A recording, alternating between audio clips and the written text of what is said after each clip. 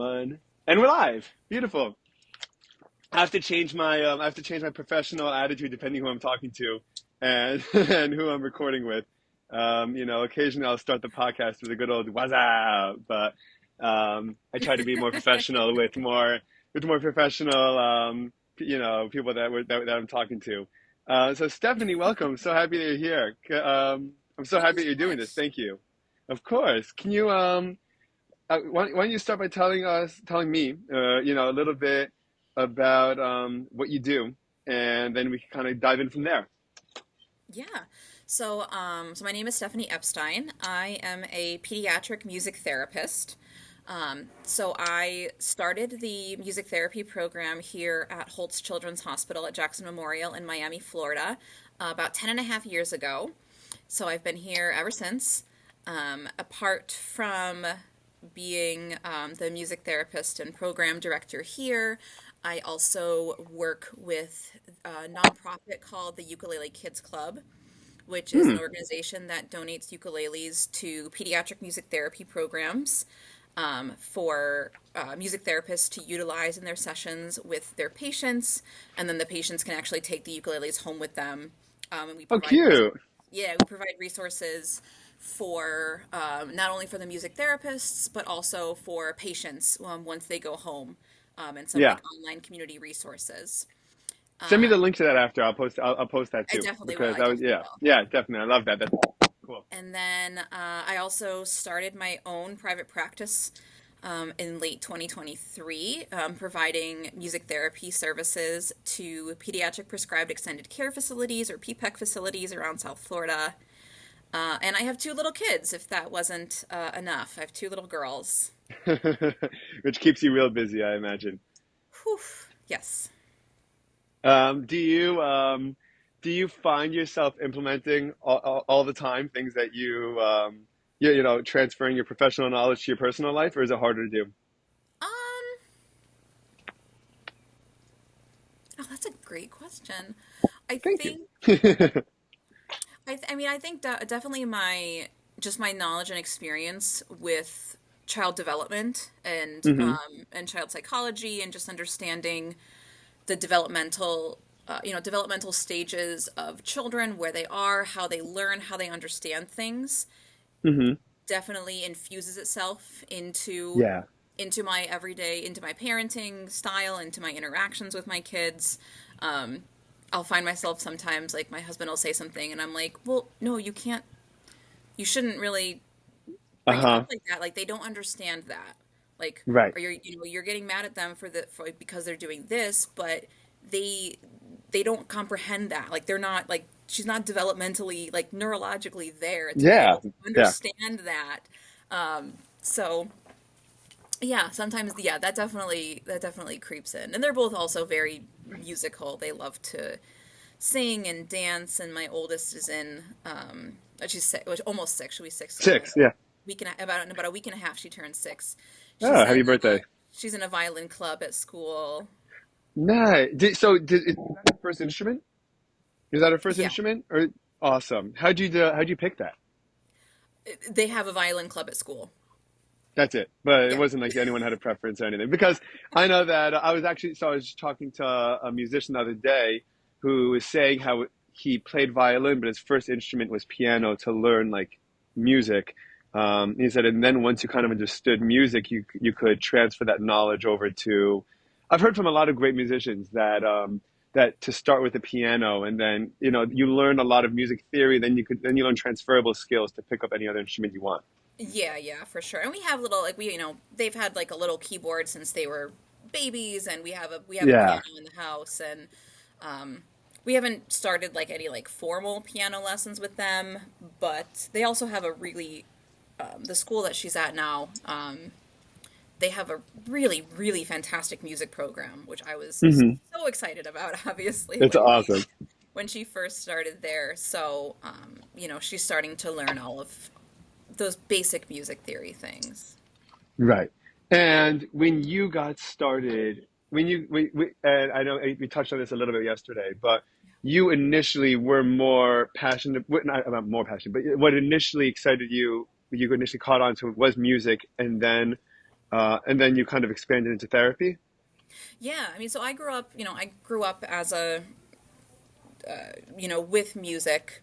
I started dancing when I was a toddler, started taking So piano cute. lessons, loved singing, played the flute. Is your whole family into it? Kind of. My dad played saxophone growing Oh, up, and nice. then like as an adult, he played in like some like community Hmm. bands and Sure. orchestras and Yeah. stuff. My mom played the flute growing up and a little bit of guitar, but not like super like musical like in general. Yeah. And Sure. neither of my siblings really were. They You did didn't grow up in the Von Trapp family. No, no, no, no. I was definitely, I mean, I'm a middle child. I'm a, stereotypical middle child, dramatic middle child. Uh-huh. Um, and both of my siblings my sister's a physical therapist, my brother's a meteorologist. They're Cool. very science and they're both very athletic. They both played, you know, college sports. And I played sports growing up, but I definitely was not great at them. I was Yeah, fine. but it's still a really well-rounded way to spend your life. Like it's still about like to spend your childhood combining music and dance and Oh, sports for sure. and Yeah, learning is like such a healthy way to grow up. I was definitely the artsy one. Like I was, Hmm. I loved doing theater. I loved Broadway. I love, all of Yeah. I was definitely more of like the musical artsy one on the side. Um, so yeah, so music had always been a huge, huge part of my life growing up. And as I was getting into high school and starting to think about what I wanted to go to college for, I knew I wanted to do music, Hmm. but I wasn't really sure what at that point. Right. Um, I didn't think I Can I wanted ask? I'm sorry, real quickly. Can I ask what kind of music did you love? Like what was it? What kind of music did you listen to? like now or like growing up. Both, but I I guess mean, more growing up at the time. growing up, I mean, I'm a millennial. I was, Hmm. all about the boy bands and the Hmm. pop girlies and Sure, sure. you Gotcha, know, gotcha. Yeah, and you grew up in a good time for that, I guess, right? I mean, NSYNC, you had that gold NSYNC, cup. Yeah, Backstreet NSYNC. Boys, Britney Yeah. Spears. But I also loved like because my parents played their music too. So like I grew up loving the Beach Boys Sure. and Styx. Um, I just missed them. They were here in Florida. I know I was out of You knew town. that? Oh my I God, wasn't here. I I know. was dying to go. My friend texted me. He goes, "Stick to Hard Rock." He sells tickets for a living. So he's like, dude, Sticks at Hard Rock. And I'm like, I would love to go. I was so sad, but they're great. I know. Okay, he says Sticks. So yeah, so I had kind of an eclectic, and then of course, like Broadway and musical theater. Yeah, sure. Um, and now it's again kind of a little bit of everything. Um, It's awesome. a lot It's of awesome. obviously classic rock. I love classic rock. I like a lot of like singer songwriters. A lot of kind of like acoustic rock ish, I guess. Sure, I guess yeah, you could call totally. it like I love Train, Andy Grammer. Oh yeah, I love Billy Joel, I Elton love Billy John. Joel. Yeah, of course. Um, She got great Pink. taste in music. It's awesome. Yeah. I love Pink. I think it's so funny because actually, I'm so curious what you think about this. Um, I I was wondering. I kept, I teach English as I mentioned, and I would show my students lyrics because they really don't like a lot of the typical high school literature isn't speaking to them, and Hmm. it's very and I'd rather go with the current or swim with the stream rather than try to fight it. Yeah. And so what I'll do is I try to find good literature that's not necessarily in a typical novel form, and a lot of that's in music, right? A lot of that's For sure. in lyrics, and so I'm trying to show them some of the best music out there. I'm showing them, Credence. I'm showing them Springsteen. I'm showing them Billy Joel, and they're Yeah. like, "Mr. Hirschman, your music's old," and I'm like, "It's so good. What are you talking about?" I And know. then I realized that it's so foreign to their ears. The sound and the style is so foreign. So I tried an experiment with them, and I was like, "We're gonna listen to the same song for a week. Like once a class for a week." And I want you guys to tell me what you think of the song and what jumps out at you, Hmm. and as each day went on, they were able. Not only did they like the music more, but they also were able to notice more details. They noticed, phrases in the lyrics. They noticed, drum fill that, if someone is more inclined to notice percussion, Yeah. they noticed little guitar licks that they just didn't notice at first. And the more that they listened to it, the more nuanced they started to like it more. Yeah. Well, I mean, So I and think it's just exposure. so much of music, and God, this makes me sound old. So much of music nowadays, Yeah. but is electronic, and it's Yeah. electronically based. Hmm. Even if it sounds like a regular instrument, a lot of times it's made through MIDI. Right. So, Does and that MIDI, convert? Does that convert in terms of the way that we process it? Does that change like the human do you can you tell that changes the human response is different? I don't know. Something to think about, right? That Imagine. would be a cool. I'm also a neuroscience nerd, so like now Yeah. my brain's going like, ooh, I would love to like get someone in an fMRI Me. or I could and volunteer. play like the same piece of music, but like MIDI, like a MIDI piano Hmm. versus a real piano, and see if it Oh, that's interesting. makes any Yeah. different parts of the Or brain. two different or two acoustic song versus an electric song, right? Uh, Yeah. you know, there's something because I don't know how familiar you are. Like, there's a lot of controversy, especially around the folk scene in the '60s, when people started playing electric music. That was the whole thing with the Bob Dylan movie that just came out. Hmm. Was like there's this massive controversy when Bob Dylan decided to bring an electric guitar to the folk festival in Newport, and everyone's like, "You can't do that. Electric music's evil, and the acoustic is pure and it's perfect." And Yeah, you yeah. know, and I wonder if there's a difference neurologically or in terms of how we process it, if it's going to be played electric or not. My initial instinct is absolutely, just because of the all of the different instrumentation. First of all, the different Right. frequencies, the overtones, the timbre of the music, Hmm. the all of those things definitely. I actually had a really interesting patient. This was a few years ago. He had had a pretty severe traumatic brain injury, Okay. and he loved Michael Jackson, like Uh-huh. loved Michael Jackson. So I was working with him, and I was playing and singing some of the Michael Jackson songs on my acoustic guitar and singing with him, and he would sing along and like respond more than he would to just like regular speech or anything like that, which was really cool. And then he had asked for a song. I can't remember what it was, but it was one of like Michael Jackson's songs that like it just was not going to work on an On a acoustic guitar. guitar. Yeah. So I just played. So I put on the recording because I was like, you know what? I can't emulate like what you're really going for with this. So I'm gonna put on Hmm. the recording, and his response completely changed. He just Wow. come like became like a different person, and so I was, and it was fascinating. And so Do you like the think it's next associative? Case. Yeah. Is this the one gentleman? second, one Sure, second, no sorry. problem. Yeah. Yes, ma'am. Okay. How you doing? I will need you to write a Sorry, I don't want dead air. So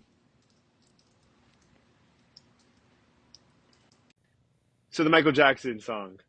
So you're Yes, saying how when you're able to play it, good and it memory. just I could not thank remember you. for the life of me what we were talking about. So you thank goodness your Yes, brain is of working course. this So you were morning. playing the Michael Jackson song, and then you're like it's not going to work on the guitar, so you played it as actual song. And then I was going to ask you whether you think that his response was because of his association to that full studio band sound. Yeah, I definitely think so. And again, this is getting, very neurosciency, but Yeah, sure. we know, even people who, if we're like when we're looking at research with like Alzheimer's and dementia, and you have a patient who can't remember who they are, who people are, what's Yeah. going on, and then you play a song that they know Yes. and is I was just meaningful, reading about this. and they and that's because music is processed in so many different areas of the brain, and Right. especially in within the amygdala and the hippocampus, and the areas responsible for memory and meaning and emotions. Hmm. Right. Um, and it stimulates those really deep-seated areas, like in the like in the deep, like middle brain, Hmm. and that that we can't control. Um, Yeah. that's why when we hear sometimes when you hear a piece of music, you might get chills. Yeah. Um, I do. you might start to cry, and you have no idea why. And it's because there's something about that music, whether it's the quality of the music, whether it's something within the actual musical structure, or because it's linked to a memory or something. It gives us these visceral physical responses. Yes. In music, actually, when we get those chills, that response actually releases the same hormones and neurotransmitters that food, sex, and drugs can No release. way. Yeah. So Really? yeah, it releases So, dopamine. It wait, does releases, that lead the potential for addiction when it comes to music? Or they dependency? I don't know. Maybe dependency instead of addiction. Like, I mean, nothing that's been shown. I think because a lot of it is so passive, and right, we don't really know why it happens or when it happens or how it happens. right. So at least as far as we know, like in the literature, there's never been any you know Kind of, yeah, yeah. yeah, But it's interesting because I would documentation imagine that, or like, you could be cases. addicted to all those things. You could be addicted, Oh, for sure, you for could be, sure. um, But and all it's, of those yeah, things that releases those feel good hormones, that releases the yeah, dopamine, the epinephrine, the norepinephrine. Music can do that, and music can yeah. also inhibit cortisol release. And cortisol is our stress It's hormone. stress, right? Yeah, that's Yeah. right. And a little bit of cortisol obviously is good. We need a little bit of cortisol in order to function. That's why, good stress or anticipatory excitement, that we need a little bit of that in our lives. But if Yeah, I we had a lot of that have, today. way too much cortisol pumping through our system all the time, it's obviously not good for us on a mental level, but physically, like too much cortisol actually inhibits immune functioning. Right. So it actually can make us sicker and make us Yeah. not be able to heal as fast as we should be. So, Wow. these are all again just instances of why and how music and music therapy is so important. Not only just in our everyday life, but especially like here in the hospital when we're Hmm. working with kids who are trying to heal, who maybe have very significantly repressed immune systems, if they're going through chemo, if they're going through bone marrow transplants, if they're going through, or if they have gone through an organ transplant. Right. A lot of people, especially when it comes, we have a huge organ transplant program here at my hospital. So I work with a lot of our transplant patients and families. And a lot of times people think, oh, like, you get your organ transplant, you get your new liver, you get your new kidneys, and you're good. And that's not Yeah. true. You Yeah. you have to be on immunosuppressants usually for the rest of your life, Right. because you have to repress your own immune system so that it's not fighting Yes, against it. from attacking that new organ, right? Right, because then we get GVHD, graft versus host disease, all of those And things. does music help with that, or does music assist with that transition? I mean, and this is kind of the really exciting part of our field right now, is that there are so many more advancements in medical technology that Yeah. we're and I think finally the scientific community, and especially the neuroscience community, is starting to kind of realize, I mean, we know that music helps us feel good. Music helps us Yeah. feel better. We know that on a basic, like, normal, basic level. Hmm. But now we're finally just starting to understand why that is, because we have Yeah. functional MRIs, we have PT scans and CT scans. We can be looking at all of these really, really specific brain structures and measuring hormone levels and measuring neurotransmitters, and able to see what, again, neuroscience nerd, I get really excited No, about. I love it. I want you to keep on. I want you to keep on going into because I think it's amazing, and I do think that they belong together. There's no reason not to, dive into it as deep as you could. So keep on, Yeah, there's please, of course. so we're just starting to understand on a scientific level how and why we have the reactions that we do to music and how we have Hmm. these reactions. And but I think Did at you the read end, Your Brain on Music by Daniel yeah. Levitan? Oh yeah, of I course. just I just started it. Oh, it's so good. It's blowing my mind already. It's crazy. It's so good. I actually It's got so good. to so a number of years ago they actually started a partnership with it started at the Kennedy Center and the NIH, Yeah, and they've started this kind of conglomerate, a research conglomerate called the Sound Health Network, cool. and they're doing. Daniel Levitin is very very much involved Hmm. in the Sound Health Network, and they're doing crazy, groundbreaking, cutting edge research on music and health and wellness and neuroscience, and it is I would just love to hear fascinating, about that. fascinating I would stuff. love to hear about that. That's Um, amazing. so So yeah, cool. but Okay, yeah. but at the end of the day, you know what? As much as we can know and we can learn and we can research about the intricacies and how music is affecting our brain and why and how all those things, at the end of the day music just there's something about music that it truly is a universal language. We are, as human beings, we are musical beings. I mean, before there Yeah. was even speech, before Yeah. there was written language, there was songs, there was Yeah. music, there was Yeah. rhythm. I mean, our heartbeats have a rhythm, our Rhythm, pulse has a rhythm, rhythm. rhythm is so Our primal. brain functioning, our neurons have frequency. We are musical beings inherently. When Uh-huh. you there's a lot of early research coming out with babies and rhythm, and if you put So on. tell me, so like, can we talk about that? I want to hear about that. I'm trying to keep the conversation from being too spread out all over the Yes, place, I'm but sorry, we are no, no, no, going no, no, all no, over the because I place. love it. I love it. I love it. I'm pretty good at keeping things all tied together, so we're gonna do that. So, I want to, I definitely. So, what's the research with babies in rhythm? Because again, I have a 2 year old, and my wife's expecting, and you know, and I noticed actually my 2 year old loves drums. He loves rhythm, and Mhm. whether it's me just hanging out on the table, I got him a little like toy drum set, or I mean, even I'm religious, so I pray every day,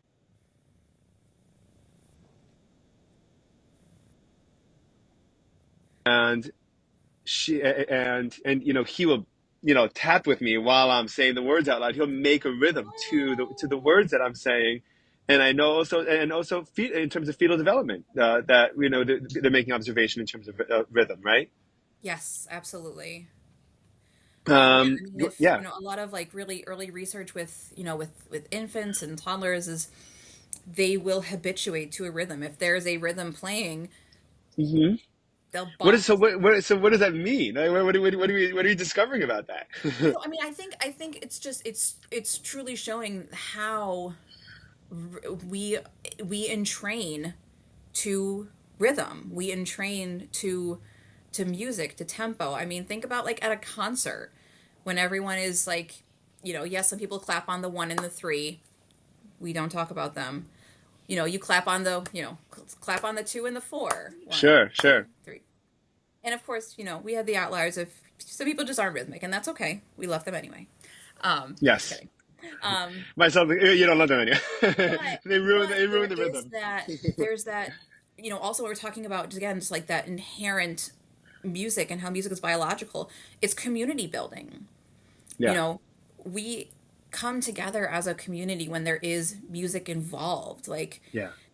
I think about like you see videos in like subway stations in New York, and Or when someone baseball is just games. in baseball game, Take me out someone's to the ball playing. game. I mean, what is Yeah, that?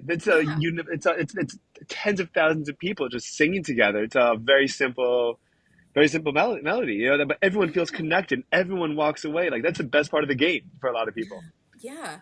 And we see this. I see this in the hospital a lot. Like, obviously, I work, you know, almost exclusively, one on one with our patients here. Hmm. and because of my very very very full caseload and all of my other responsibilities, I don't get to do a lot of work with our nurses and with our doctors and with our medical staff. Right. But we have volunteer groups come in. We're partnered with New World Symphony down on Miami Beach, so we have some of the fellows come once a month, and do like string quartets and quintets. And you just when there is when they're playing in the hallways, and yes, it's primarily, it's focused toward the patients and the parents and the families, but you see all of the medical staff like just slow down for a second, and you see the shoulders relax, and you see the deep breaths, Hmm.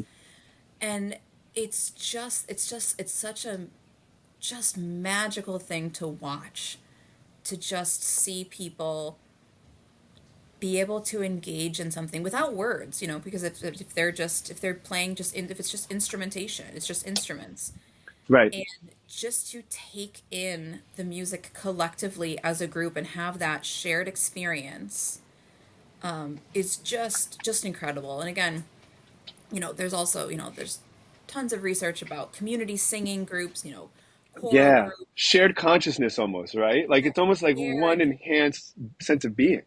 Yeah, it's putting the whole above, putting the many above the individual, because you are, when you're singing with a group, when you're playing instruments with a group, when you're engaging in musical activities as a group, it's not about you. It's Yeah. about what you can contribute for the greater good. Um, Hmm. Yeah. and yeah. Did you watch Springsteen on Broadway? No, Did I you watch it on haven't. Netflix? No, I Oh haven't my yet. goodness. Stephanie, you got to do yourself a favor and you got to I see it know, no. I mean, because one of the a things. lot of our Netflix right now is like Blippy and My Little Pony. Yes, I gotcha. I gotcha. If you could find it, it's even on Spotify. It's even obviously it's better to watch and with good sound, but Yeah, it's yeah. worth listening to. And one of the things he talks about is about his band because they're legendary for being together for literally since 1975. Right? I mean, this is 50, 60 years in the works. And he's like, the rules of science go out the window with music. He goes, two plus two equals five. He goes, you just get a magic that another magical and he goes, it's crazy because it's tangible and it's there, but you can't count it. Like it's not like a Mhm. physical thing in the room, but another presence is there. Like it's like it's so interesting, and Yeah. you kind of see it like you see it throughout life. In all kinds of different fields where the this notion of emergence, where like two individual components come together and something greater than those individual components emerge that would never be able to happen without the shared experience, Yeah. and Yeah. I wonder if do you think that in terms of the therapy, the musical therapy, that having someone else there helps enhance that experience for the patient, Oh, um, absolutely. that like Um, like someone's sitting with you and when like you're sharing this song together, you're sharing this session together, you're sharing this tune or this. I mean, do you play together as part of your therapy treatment? oh, for sure. That's Um, got to be amazing. I mean, I was working with yesterday. Yesterday, I was working with a patient. He has sickle cell, and he's hospitalized a lot, in Hmm. pain crises and VOCs. And he mentioned that he wanted to start playing electric guitar. He's kind of touched a guitar maybe once or twice in his life, but like Hmm. not really much. Sure. And so we went in, started talking about what kind of music he likes and everything, and brought an electric guitar, and started playing. We started learning Nirvana, of course, Nice. Sure. and just he's in right now for pain crises, specifically in his shoulder. They've had a really difficult time finding the right medication regimen. He's had lots of heating pads, ice, everything. And so for when I walked in, I started working with him. I was a little worried at first because it was his left shoulder, which obviously when you're playing guitar, you're kind of holding it up because you're Uh-huh. holding the Yeah. neck of the guitar. So when I first thought, I was kind of worried. I was like, oh man, I don't know how this is going to go. I was in with him for probably an hour and did not did not have any sort of pain at all. Just It's amazing. that collective experience and getting to provide that sense of normalization That's Um, so special. you know, How and long does he feel relief for after? I don't know. I'll have to check in with him today. You let me know. I'm so But curious. but just that, and again, we can talk about the science and the research and all the numbers and Yeah, all of that stuff, but when music just allows, here in where I work, when music just allows the kid to just be a kid, they're yeah, not a patient. They're yeah. not, you know, going through, they're not a patient with cancer. They're not a patient going through they're just a kid. Hmm. It can help them become themselves. Like, Yeah. I have a patient right now that she's been admitted for probably about 3 months now. Um, Wow. she's nonverbal, non-ambulatory, has spastic cerebral palsy, Right. is blind, but she just loves music and responds so well to music. Wow. And Yeah. I was out of town for about a week after the holidays, and I came back, and I think on the 6th was my day back, and I went and saw her, and we started singing our songs, and she just lit up, and her mom started sobbing, and I looked at her, and her mom said, "This is the first time she's smiled this year." Oh my Because she'd been gosh. in so much pain, she'd just been miserable. And she's like, "That's my child. That's her." Wow.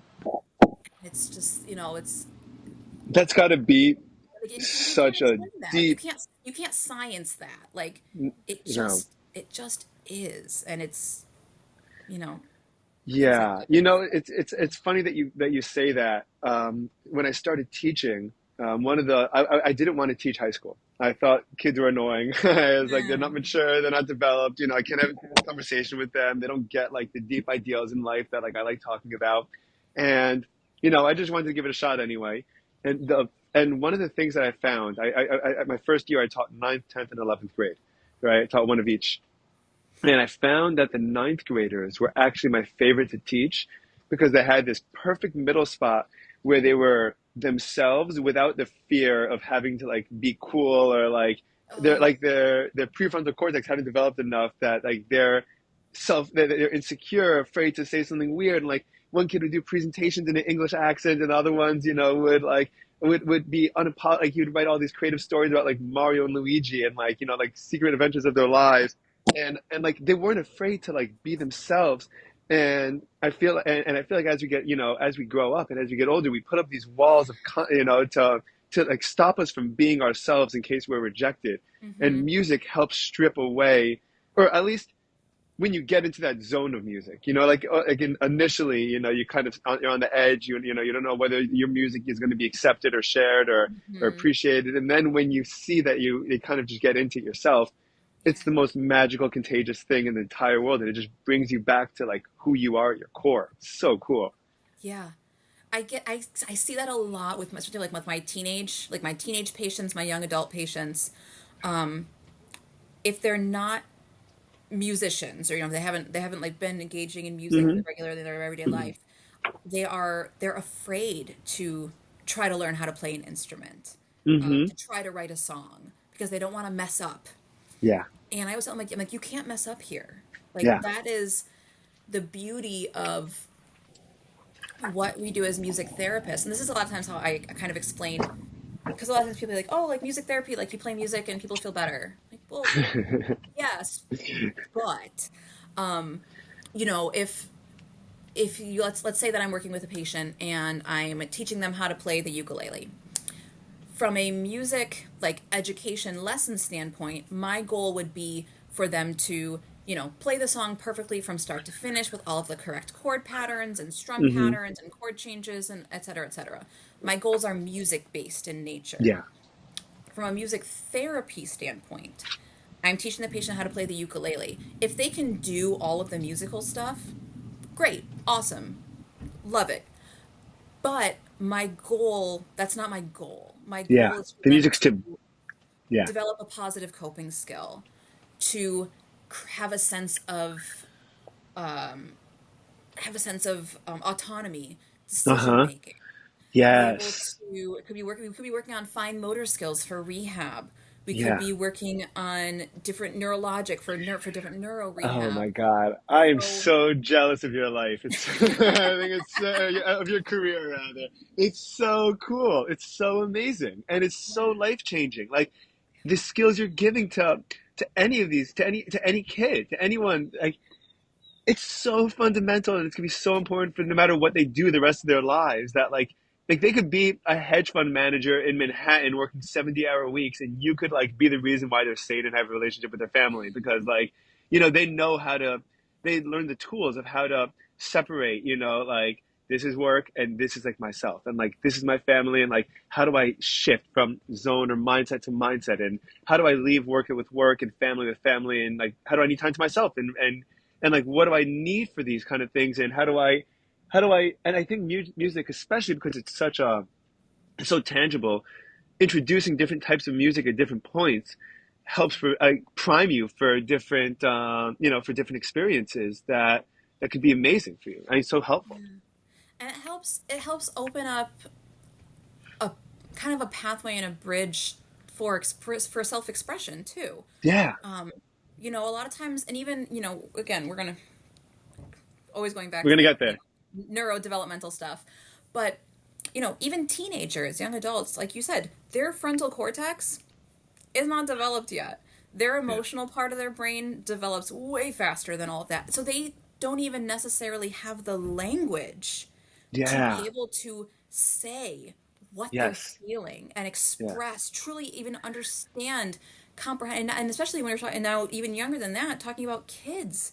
You know, mm-hmm, we have kids that are going through transplant and cancer and brain hemorrhages and going through these horrific things that would knock any adult on their, excuse my language, but knock us on our yeah, ass. yeah, And we're asking these kids to deal with it and to yeah, cope with this. They don't have those skills. They don't have no, that.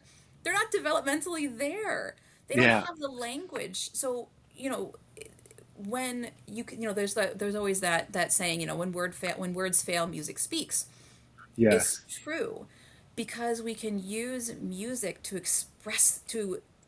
show uh-huh, those feelings and to express those feelings. I'm actually right now sitting in we have a recording studio here in the hospital. So I'm nice, sitting in our recording studio, and we bring patients here to write. So, whether they're song rewrites. They take songs that they already know and love, and we rewrite them to be about them.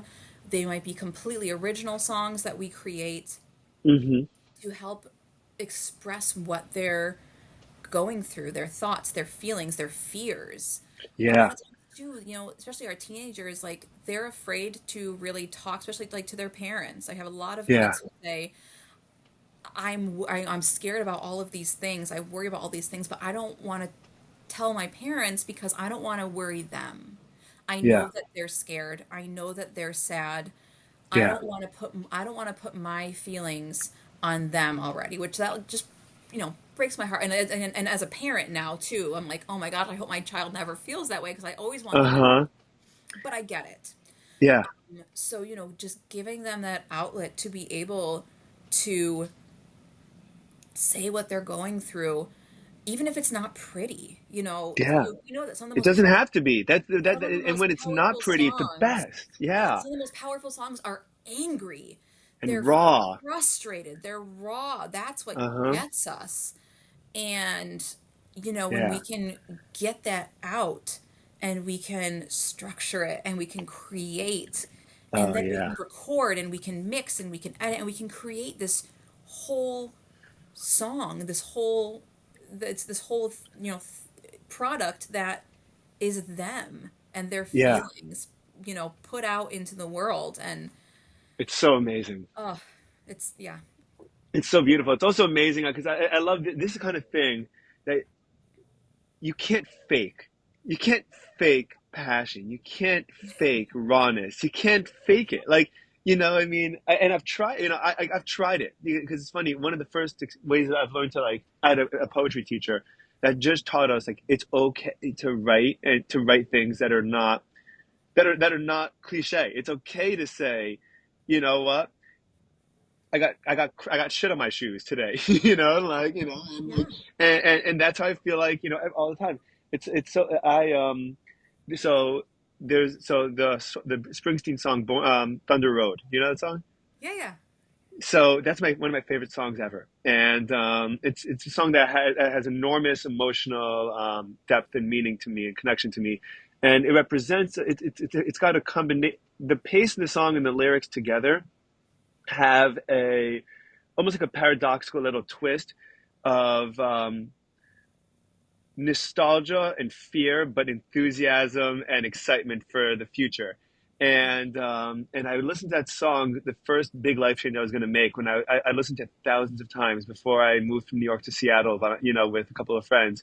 And then the next biggest life change that I was going through was when I was about to be a dad, and and my wife was induced a week early, she was full term thing, you know, and everything was okay, but she had a little bit of high blood pressure. They wanted her to just get the baby out in case preeclampsia, I think was what they said, and Yep. um, Yep. and so they were inducing her. They said, "Listen, take a nap now. It's going to be a little stressful when you know, and you know, we don't know when the baby's going to be ready." Um, they woke me, you know, they woke both of us up, and they're like, "You're ready," and I'm like, "I'm not ready." They're like, "We're not asking you, Dad. You know, we're talking to Mom over here," and you know, and so I'm having a full on panic attack of the implications of becoming a responsible, you know, person for both, you know, my wife and my son, and the implications of what that is in my life is never going to be the same.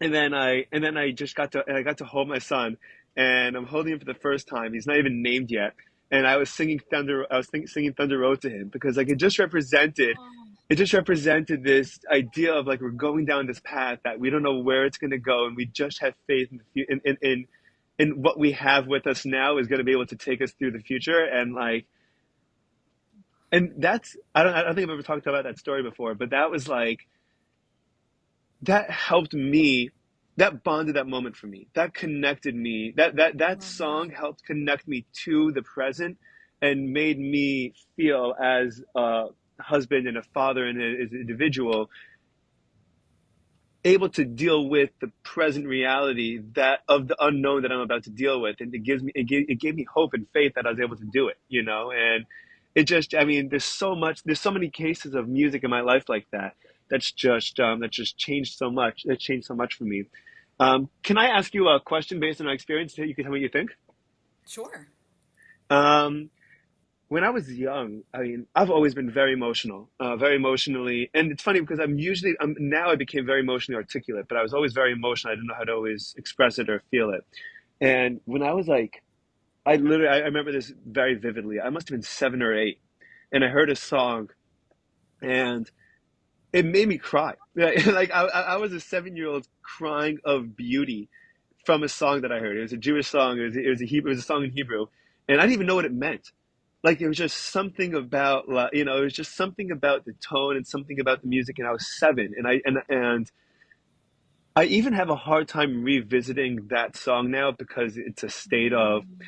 it brings me back to almost like a state of raw vulnerability that I didn't, like I was experiencing emotions I didn't know how to deal with or what to put words to or why I was feeling them. You know, and I know it was a beautiful thing. I know it wasn't negative, but do you know, do we know either, you know, neurologically or, you know, psychologically or both, you know, what happens in that case? Like what's that experience? I mean, I mean that's a case of like, yeah, Do you see that a lot? there was something about that music that like got into that like deep center brain and just like started firing like crazy. And that's, I mean, that's the thing about music though, is that so much that we don't know, because if another person were to listen to that exact same song in that exact Yeah, same wouldn't, setting, yeah. it may not affect them whatsoever.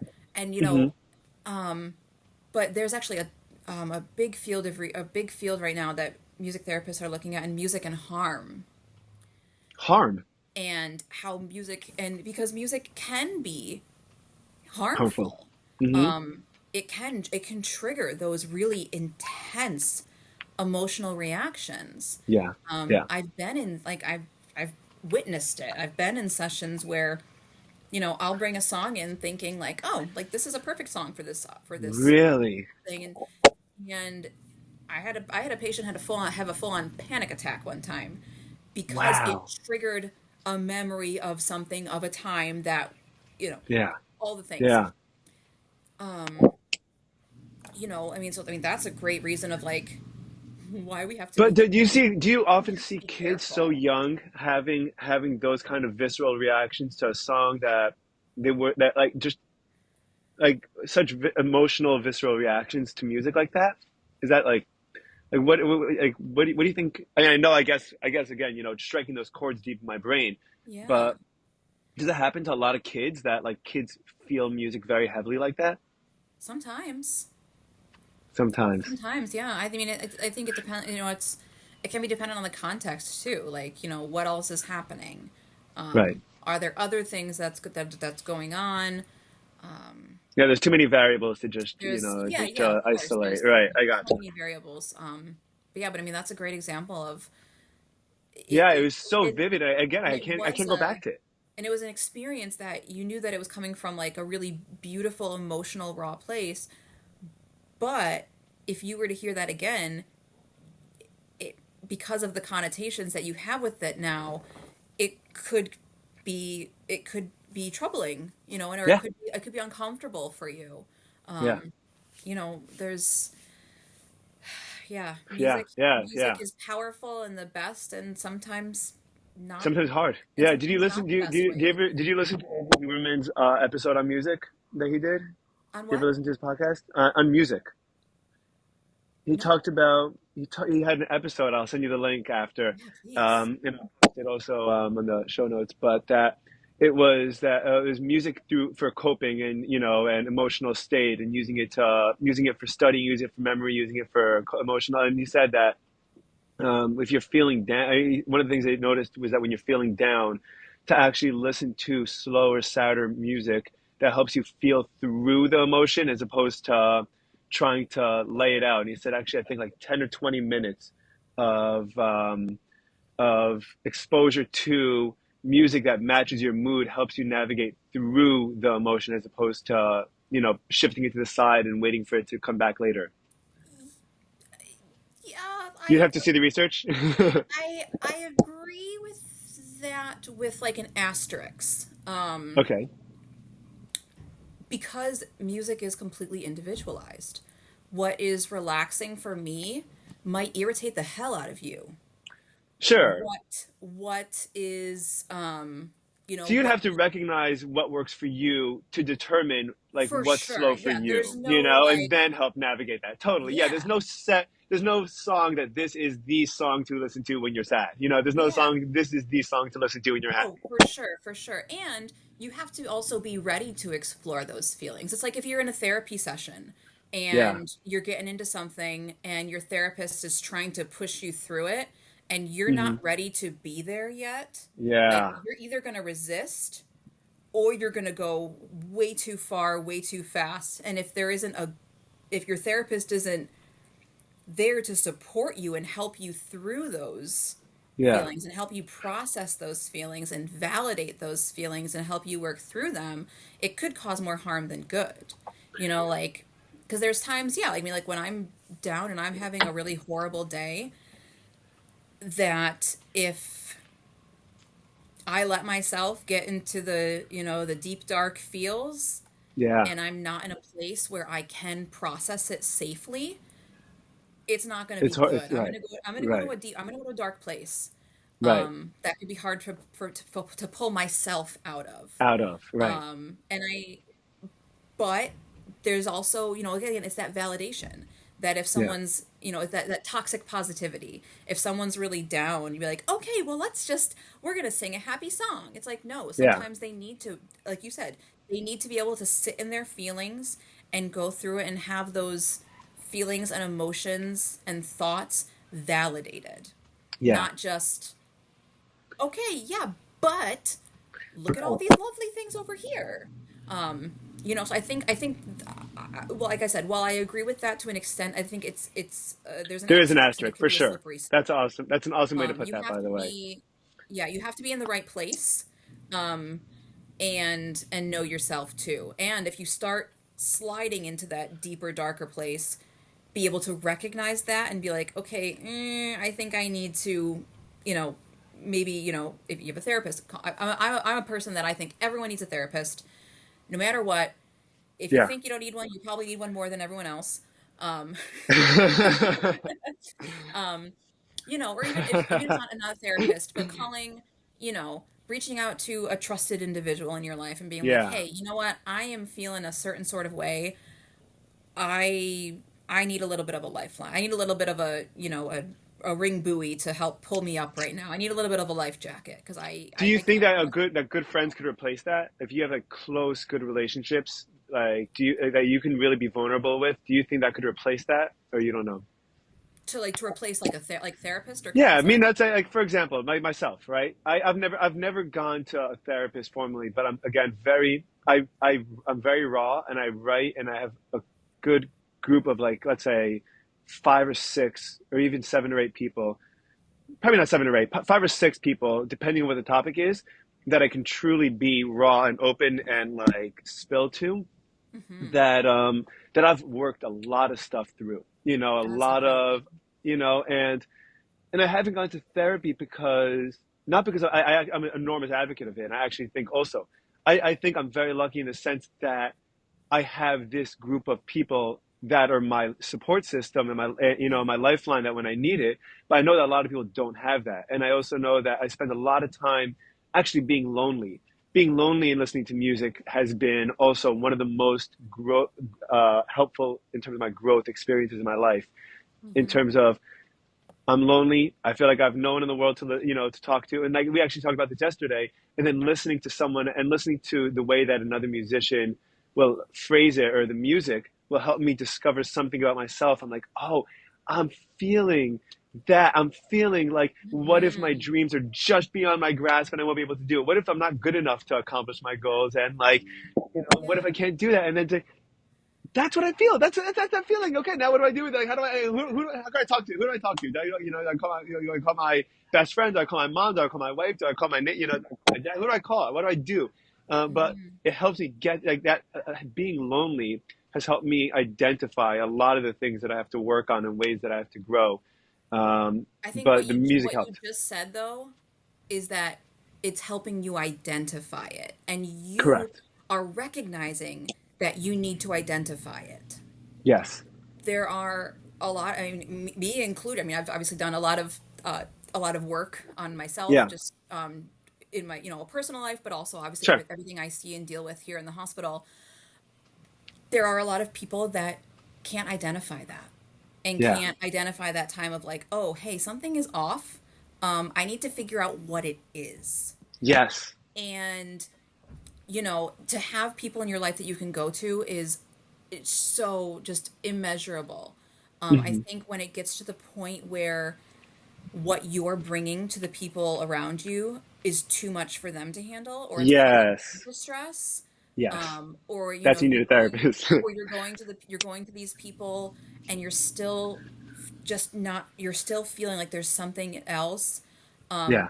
That might be a time to call A therapist. to look into getting a therapist or Sure, counseling. that's I'm not opposed to it, but I've always felt like I've been able to work through like I've able like I haven't. I'm always dealing with new problems that are always coming up, but I'm For always sure. dealing like but they're always being acknowledged. And it's actually funny that you say that about the asking yourself that, because a lot of times I'll be feeling something, and my wife will be like, "Why don't you write it out? Or why don't you talk it out?" And I'll say, "I'm not there yet. I don't even know what it is yet. Like it's percolating, you know, like it's in Hmm. my head." And a lot of times I'll actually, this has happened to me. It's so visceral. It's actually interesting. I'm not sure if you know anything about this or learned it, you know, just trained, but um, it happens to me while I'm on a jog a lot, while I'm working out and I'm jogging, and then it will hit me like, yo, you know, this Hmm. is what's the problem. You know, I bought my first house this past summer, Oh, and congrats. thank you. And it was terrifying, Yeah. and Oh, I remember I was that. on a jog, and I didn't talk to anyone about it for a while. I was just like, yeah, we'll be okay. You know, I've been you know, I started working when I was 20, and you know, I've been saving for. I got married when I was 26, so I've been saving for a long time, and I was like, and I come and I was on a jog, and I just my body stopped. My body just shut down. And I couldn't jog anymore. And I called my wife. I'm like, I'm so scared to buy this house. I'm so afraid that I won't be able to do what it takes. And the second I said that, it just felt like this enormous, heavy, just weighted jacket, just like the weight of the world, would just like popped off my shoulders. And I was like, I don't have an answer. I'm not trying to get an answer right now. I don't know what the answer is. I just know that I'm so scared, and I just wanted to like just tell you that, and like I want to work through it together because, I was like, I'm afraid to tell you I'm scared because I'm supposed to have it figured out. I don't. I'm terrified. I don't know, and let's work it out together. Well, But that happened while I was on a jog. well, yeah. I mean, that's a whole thing too. I mean, you're letting because you're not overthinking things. You're letting when we're working out, when we're running, we're getting into a zone. We're getting into a kind of a A flow state. mental play. Yeah, and Yeah. people can achieve that running. They can achieve that meditating. They can, Hmm. all Playing of these music. with through music. We can get to that, and it allows those sometimes those things that we've been repressing to come up to the surface. But the fact that you also just said that you allowed yourself to feel it and acknowledge it first of all, feel it, Yeah. and express it. Yeah. Those are three things. I mean, and all of those things take a lot of work because there are some people that won't even acknowledge they won't even do step one, or they can't do Yeah. step one, or they refuse to do step one. So how do And you get someone to do that?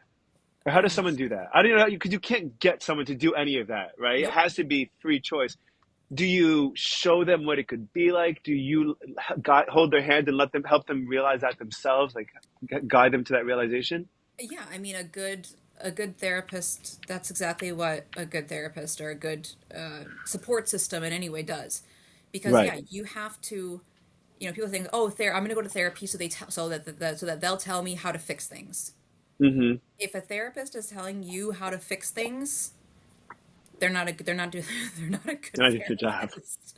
Um, you know the because you have to help the person find it themselves and find the answer. Because like just like you said, I wasn't there. You're like, yeah, when your wife's like, oh, why don't you write it out? I'm not there yet. I Yeah. don't. I'm I not can't there. put it into words. I was too afraid to even. I'm too Yeah, afraid to, you're too afraid to admit these things to yourself. it's Because then, it's yeah, terrifying. It's yeah, terrifying. No, if you believe, if we knew how to get people to do that, I mean, in my our world would be such a better place. world peace, world peace, right there. We could just get people to be like, hey, what am I actually feeling? And okay, now what do I do? Yeah, Yeah, yeah, that's a whole nother yeah. conversation. Yeah, a lot of this stuff I found for myself also has the answers kind of come slowly and in multiple steps, and I'm only able to Mhm. identify the answer after. And so I've kind of come to start to put my faith in the process of acknowledging the issue and accepting it and saying I'm working towards. I don't know what I'm going to do, but I'm going to take active steps now to try and resolve it. And every day is, or every what I could do is a little bit closer to resolving it. And then later on, and then with enough experience, I say, okay, now I know when I feel this particular blues, it's because I'm not expressing myself often. If I'm feeling this particular blues, it's because I'm stressed about money. If I'm feeling like that, and like how do I, and then each one has a corresponding response or steps, that I could start Hmm. to engage in, and then, and even though it's not the same answer every time, it's a different Of course answer, not. but but like you're almost like paths that you could like kind of start going down, Yeah. that you know what to do. No, Um, believe me, I mean, so yeah, everything you're saying, like the level of emotional intelligence that you're speaking of is like compared to like the general population is like Einstein level right now because oh really? I'm just trying to be a regular dude, I just trying. mean, just thinking about, I mean, why do why do people commit mass shootings? Why do people do horrible things? It's because of all of their own 9 times out of Yeah, 10 it's all of their own stuff that they yeah, are not acknowledging, they're not dealing with, they're not expressing, they're not. And uh huh, it all we repress, we repress, we don't acknowledge, we pretend, like whatever it is, and then it just Yeah. explodes. Yeah. You know, so Yeah. I mean, God bless you. yeah, thank you. Thank you. Thank you. So you initially started with music and you loved music. Did you find that music was therapeutic as you were growing up for yourself and you kind of noticed the difference between the two? And you're Oh, like, oh, the connection, I mean, and you're like, oh, there's like something you could do about this? oh, for sure. I mean, and like, you know, we talked a little bit about this yesterday. I mean, like that's really, I feel like how many like music, you know, say, like music therapist origin stories. And we say like, oh, like how Uh-huh. did you find out about the field? How did you get involved? What made you want to become a music therapist? That's where most of our, you know, kind of origin stories are. Is that we grew up with music. We knew how much it affected us growing Yeah. up, how much of a difference it made, how much of an impact it had, and we want to help others. I used to listen to when I was in high school, and I was perpetually heartbroken because I was one of those hopeless romantics with no game, and and and I had a friend of mine that we used to work out in his gym. I thought that working out might help me, which I'm sure it did in some kind of way. But you know, we used to work out together a bunch, and at a particular point, I was heartbroken over my first girlfriend breaking up with me. I was a junior in high school, and we used to push through that last set, and we used to actually play. You're gonna laugh. We used to play. Tell me why ain't nothing but Yeah. a and I would be in the gym and we're pushing as much. And it's a gym in his garage, it's like a makeshift gym in his garage, and we used to blast it and we used to scream the words while we were you know, while we were pushing through that last set with all the heartbreak in our, you know, in our beings. And it was such a cheesy experience, but it was so real and so So important. And like, funny. it's so embarrassing, you know, it's embarrassing because it's like silly, but like, you know, like I used that, I used like the cheesiest songs to like maneuver my way, like Chicago, you know, you know, I listened to Chicago a ton during that breakup. And then 2 years later, I was playing basketball and it came up on shuffle on my iPod and, shows you what time, you know, what year that was that it came shuffle on my iPod. Right? But you know, it immediately, I was like, whoa, I didn't think about this girl in forever. I didn't think about how I felt about that girl in forever. I didn't think about, Hmm. you know, what I was going through, what my life was like. And it just, I got whizzed back to a whole nother place. Yeah. And, you know, and now it's interesting because I think that it hurt then. And now I feel at peace with that point in my life. And when I listen to it now, I don't get that pain.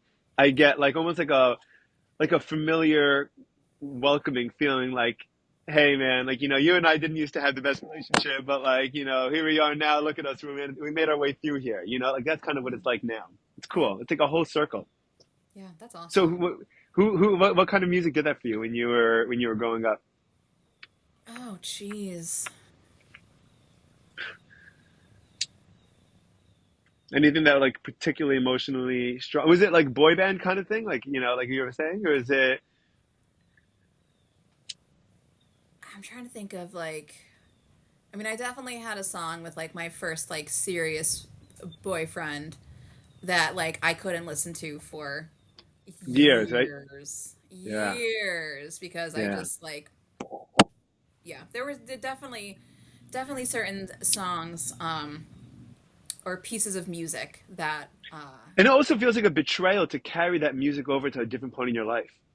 You know, like it ooh, feels like yeah. that should be somewhere like this context is for this part of me and like Hmm. it's there. And now where am I? And it's funny because, you know, I had a girlfriend in college for 2 years and we broke up and 2 years, you know, was my entire college experience that I was in Binghamton. You know, we talked about that. Yeah. And, and I, and then like, you know, and then I saw her again for the first time 2 or 3 years later. And I was like, I kind of based who I was on the music that I was listening on. Like, you didn't even know this part of me. Like, you know, you didn't even know the Bob Dylan phase that I got to. You didn't even know the Springsteen phase and like the wanting to adventure and explore. And like, I feel like such a new human being. You almost knew a different person. You did know a different person, Oh you know, yeah. and like, and you know, and that's nice. And that was like part of my, like my identity's wrapped up in music for different phases of my life that I've been through. I think it's amazing. Yeah. Um, so yeah, so you noticed the connection immediately, almost immediately between music and well-being, music and therapy, and then you decided and you found a program in Yes. for college, right? Yep. That Yep. that, So that, I that did. Yeah. So I started kind of researching. It wasn't Google in those days. It was Yahoo. okay. And going on Yahoo and looking up music and psychology, and I found that there was this whole field called music therapy, and I was like, oh, well, that seems like kind of Was it considered like weird or niche or whatever back then? Like, did you have any doubts going into it? um, honestly, not really. It just kind of it felt Awesome. right. And yeah, so I went up to like you and I had talked about. I grew up in upstate New York, in the Hmm. Finger Lakes area, and I went up to there was a music therapy program in Rochester at Nazareth. Hmm. Then it was Nazareth College. Now it's Nazareth University, and I met with the program directors and learned about the program, learned about the field, and I was like, yeah, this is. So it was a so what were the classes like? It was a combination of like sciencey and music theory and kind of stuff like that. So music therapy programs are obviously they're within schools of music. So there's all you take all your music regular music classes, music theory, sight singing, oral skills, music history, all the things. Instruments, obviously you take piano, guitar. You obviously have to audition on whatever your major instrument is, Cool. whether it's voice or you play another instrument growing up. And then all of the music therapy courses. So like music therapy specific, like research methods, history, all of the things. What was the history like? What's encompassed in music therapy history? Where does it start Um, from? so music therapy kind of started emerging as a field after the First World War. So when Okay. soldiers were coming back, and we might Hmm. have to pause because I might have to go get the, Sure. um, or I can also just pull it up my phone. The battery's dying on my laptop. Oh, sure. Um, one second.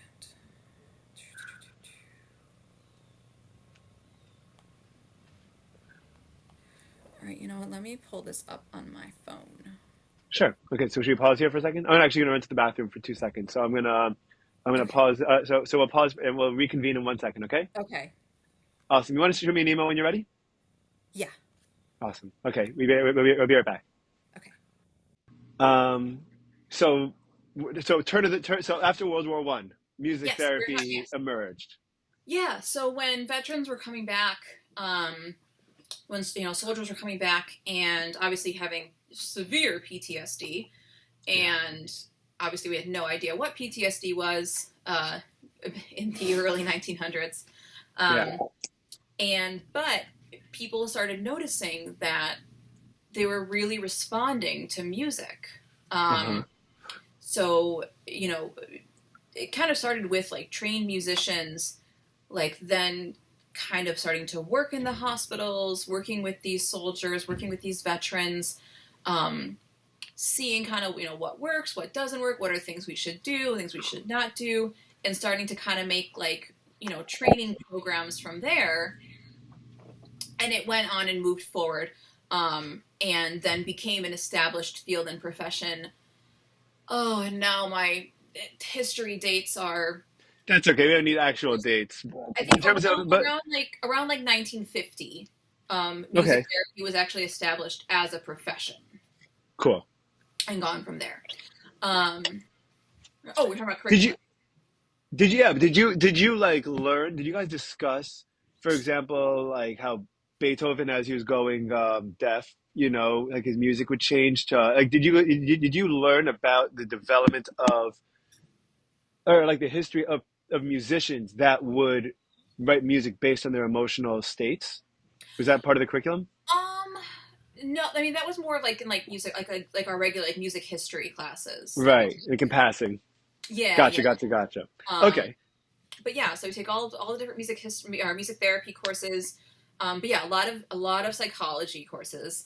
Most of us end up with either minors in psychology or even double majors in psychology because so Yeah. much of it is built into our curriculum.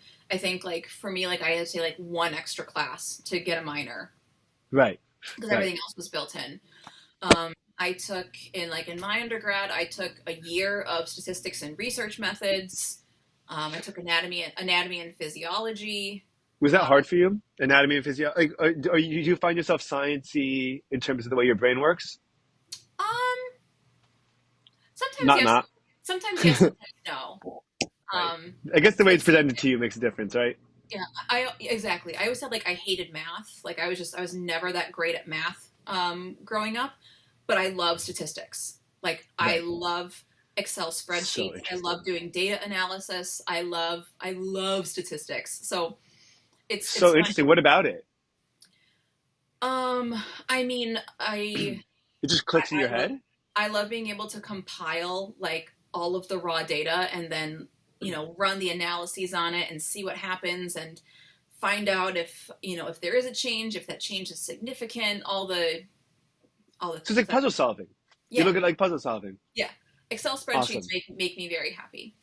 Um, I didn't get to that point yet. And that's because I don't know how to use them, by the way. Not because I'm not disparaging of Excel spreadsheets. I literally, it comes from a complete lack of knowledge and understanding, yeah, like yeah, it's just never yeah. been anything I practiced. Okay, so you love that. You love Yeah, that stuff. yeah. So then you also do clinical rotations or practicum. So you go into different, like you actually go and work under different music therapists in different populations in different settings so that you can kind of start to get some of that hands-on research with supervision, obviously, Sure. Yeah. and learn about, how to work with different populations, different ages. Once you finish all your coursework and all your clinical settings, you then have to, once you graduate, you then have to apply for a 6-month full-time internship. So Right. it ends up being we have to have about 1,400 clinical hours before we're Hmm. eligible to sit for our boards. And then Gotcha. you can sit for your board certification, become What were certified. rotations like It depends on the school. It depends on the school and the setting. Like for for me, you? I did a rotation with like infants and toddlers in like a medical facility. I did a rotation with an individual client. He was 15 years old and had a traumatic brain injury. Okay. So we were working on a lot of his speech and language processing and Cool. his fine motor skills. Yeah. I worked with a patient, an older adult who had a stroke, so Oh, had I'm aphasia, curious. aphasia and So apraxia. yeah, can you? What do we know about? What do we know about that? What do you know? Do you know anything about strokes in music or strokes in therapy? Whatever. Oh yeah, I mean there's especially when we're talking about um, like with the patient I worked with who had aphasia and apraxia because her stroke was in the temporal region in her brain, which is where our speech and language is processed. Uh Um, huh. when there is a damage, when there is a damage in a part of our brain, whether it's from a stroke, a traumatic brain injury, a gunshot, an Hmm. aneurysm, any of those things, it's a blockage. So Right. down here in South Florida, I always say it's like when you're on 95 and you're in rush hour Worst thing ever. Yeah. and there is an accident, and you are not going to go through that accident. You have to go around it. Right. So, in this example, our speech, the speech production is damaged. So we cannot speak. We cannot find the words, whether it's aphasia or apraxia. We cannot find the words. Even if we can find the words, we can't get them out because that neural pathway is damaged. So interesting. It's So crazy. when they can't speak. However, melody and melodic contour is processed in a different area on the right side of our brain. Right. So what we can do is we can start adding in a melodic contour, almost like a Hmm. sing, like a sing song or Yeah. sing speech, and reroute those neural pathways around the accident to get where they need to go. Does the accent ever clear? Sometimes yes, sometimes no. Okay. But once we've rerouted those neural pathways and make it strong enough, we then can phase the music part out, and then all that remains is the functional behavior. So there's a really fantastic documentary that came out a number of years ago after Gabrielle Giffords, the congresswoman who was shot in, I think, Texas.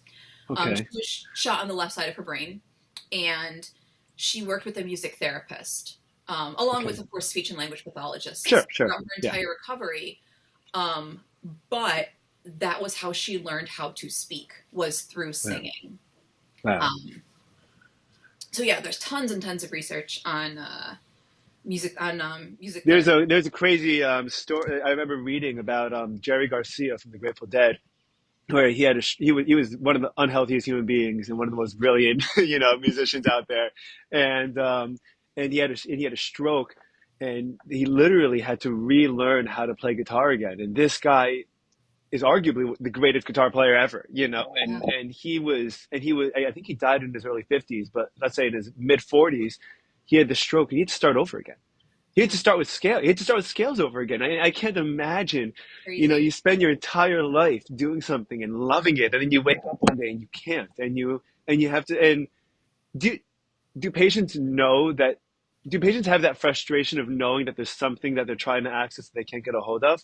Oh my gosh, yes. That's got to be so painful. Yeah. That's got to be so hard, because it's there, and it's like you're searching for it and it's just not coming to you, So sometimes that accident, quote unquote, clears, sometimes it doesn't. Is that based on like surgery, or is that based on just whether or not the blood flow continues, or it's just all of the above?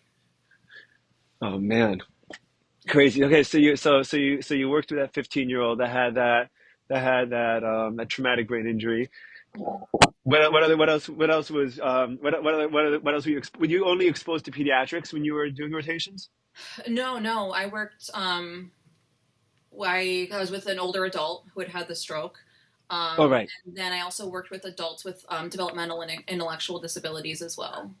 Okay, cool. And what'd you find with music, and what'd you observe with that? A lot of, again, it's hard to generalize. A lot of, at least in your experience with the cases that you saw. Like develop just like when I'm working, like when I've worked with like Did you notice that like, with your particular case, the case that you were on, did they respond better? Like, what did they respond to? What didn't they? What was the consequence of music? Like, what were you trying to accomplish with music therapy with these developmentally disabled adults? A lot of times it's helping provide a sense of community, a sense of belonging, giving them Okay. an outlet for emotional expression. Mm-hmm. Because just because someone is nonverbal or non-talking doesn't mean they're non-thinking. Yeah, for sure. So they may not be able to speak. And and if you're like cognizantly aware of that, like how insanely frustrating and just infuriating that has to be. Yeah. But maybe they can play an instrument. Yeah. They can have that shared experience where you don't have to speak the same language. You don't have to say a word. We can have a conversation back and forth through drumming or improvising on a piano or on a xylophone. Or like if they're a guitar player, we can improvise back and forth on guitar. I've had a lot of patients here that, because we're in South Florida, we have patients from all over South America, Central America, Caribbean, that don't speak English. Some don't speak Spanish. I had one burn patient. He had come from Honduras, and he spoke. Is that French? Oh, wow! Which is like an ancient Mayan dialect. Wow, really? So there was. So what do you do? So you sit down with someone that doesn't speak English or doesn't speak your language, and what do you do? So we found out that he had come to the U.S. to try to find work to be able to provide money for his family. Sure. He was burned in like a tar accident. He worked on a construction site. Wow. We found out that he played guitar. Him and his dad. His dad was here with him. Him and his dad played guitar, and that was their thing. They played guitar every night. That was their thing. So he wasn't able to bring his. They weren't. I mean, they literally brought. They came with like a backpack, and that's it. So we found this out after a few days of him being here. And so I brought them both guitars. And they, obviously they were able to communicate with each other because they both spoke the same language. Mm-hmm. But our sessions would just be completely musical. We would just Wow. play and just kind of jam and improvise and play off of each other. And it was such a cool experience. I mean, again, like as a music therapist, I mean, of course, when I first start working with this kid, I'm panicking because I'm like, oh my gosh, like what do I do? I can't speak to him in my broken Spanish. I can't use a translator because nobody speaks mom. Here's this poor kid who's in this foreign country with nothing. How do I, what can I do? I felt like I none of my tools, like I have no tools in my toolbox right now. Yeah. And then when we discovered that guitar was his thing, that's all we needed. That's all you needed. That's all we needed. It's so amazing. I have a student that has a very difficult time with processing in general. And he has a very difficult time expressing himself. And I actually think one of the problems that he has is that language and vocabulary helps us. The more specific and the more elaborate that we are and the more nuanced we are, the more we can pinpoint what we're feeling and what we're experiencing to a T. He's not very eloquent, this boy. And he just had a hard time in the last couple of months. They've been trying to figure out medication for him, potentially whether it's good or not. And the first time they tried it was not very good for him.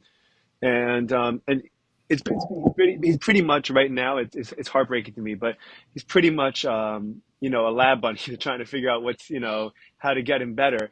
And the other day, I sat down with him I wanted to help him out. I try to help him out. I really care. I want him to do well.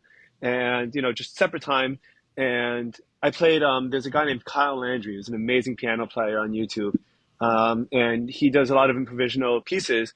And he does a beautiful improvisational piece I'll also post called it's canon in D's, though, that's what he's basing it on, but he improvises it through a lot of it. And I played it and I just said, close your eyes. So just write what comes to what comes to you. Just close your eyes. I'm going to play this. It's just me and you in this dark room. I connected to the speaker, so it's a big sound.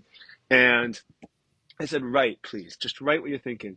And he wrote, I'm lonely and the world around me doesn't get it. And, there's so many people that are lonely that also don't know how to express their loneliness and how to get it out. And he's never ever come close to to expressing anything like that.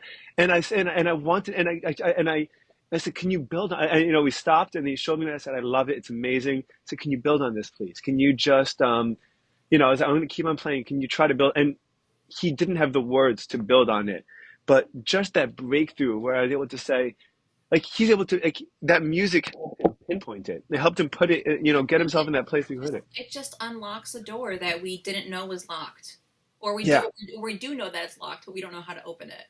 Yeah, it gives us words. It gives us words. It's incredible, Also the fact, I mean, again, this is also again why teachers are just not even close to being respected and cherished enough. Because I'd say about 60% of my podcast, my episodes end up talking about that at some point.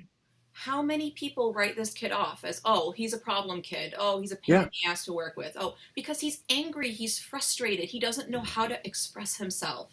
Yeah. He doesn't know how to even start to understand how he's feeling or what he's feeling, let alone to try to express it. If you don't know yourself, how can you navigate the world? Exactly. So sometimes all it takes is just someone to sit down and just be there and just validate those feelings. And I mean, I feel like everyone can look back and think of at least one teacher in their life that they were like, that person saw me.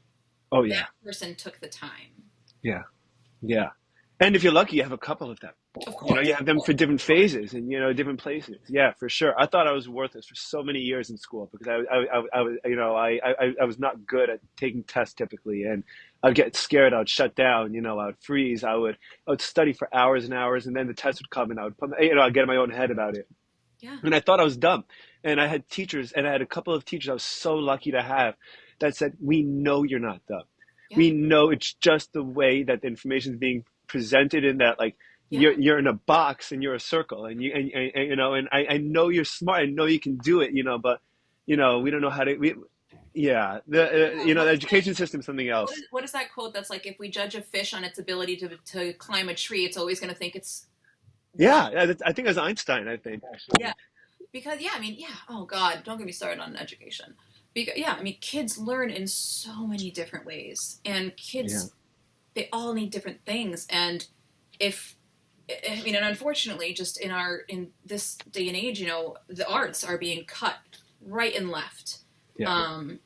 So these kids don't have anywhere to find those creative outlets and find those ways to express themselves. Gym is being cut, like physical education is being cut, so they can't Yeah. even get out and run around and get their Uh, energy out. So it's like, we're asking these kids and teens to just like become robots and not think critically. And then we drug them if they're not a robot to turn them into robots. Hey, guess what? And You can't. You're 11 years old and you can't sit for 10 hours. You know what you need? You need drugs. It's not you need more like, recess. kids aren't learning how to think abstractly, how to think creatively, Yeah. how to create, how to be bored. Yeah. Being bored is so good, especially because if you don't want to be bored, then it's the best engine for creativity. Yeah, Yeah. like Yeah. give a kid a stick in a box. It's funny. I give my wife a little bit of a hard time when the more toys she buys for our kid because I'm like, he doesn't need it. He's so happy, I know, I'm bad playing. at that too. I know because it's an expression of love, and you're trying to show that you care about someone by giving them things, Yeah. But like my son loves just going for a walk with me and playing with an empty water bottle, and like that's what we'll do. It's so My special. girls I think it was on Saturday. My girls climbed into a box with some crayons. They were in that stupid box for like 2 hours because they were Yeah. creating a car and a Yeah. bus and a rocket ship, and then Calvin Hobbes. Your kids are Calvin Hobbes. and then in the rocket ship they were going to space, and then but we have to let our kids be bored and learn how to be creative and think creatively and abstractly and imagine. Like It's so we want important. people to have an imagination. Yeah, I don't. Yeah, I mean, we'll see. More in the future as life gets crazier. But right now, I prefer not to stick my kid in front of a TV right now. And let him figure things out. And even if it's more mess for me to clean up later. I mean, again, I'm saying this now as one. I mean, Yeah. what It's like, happens?